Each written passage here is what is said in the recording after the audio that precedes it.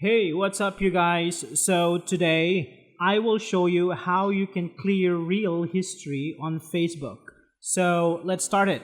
So, first, let's open up Facebook, tap on the three bars on the upper right side of your screen, and tap on the settings icon. Now, scroll down and under your information, tap on activity log. Now, from here, scroll down and under logged actions and other activity, tap on the down arrow. On the following options, tap on videos you've watched. In this section, you can see all the reels that you've watched. Now, to clear the history, just tap on Clear Video Watch History on the top and tap on Clear. Now, this should take a few minutes depending on how much videos you've watched.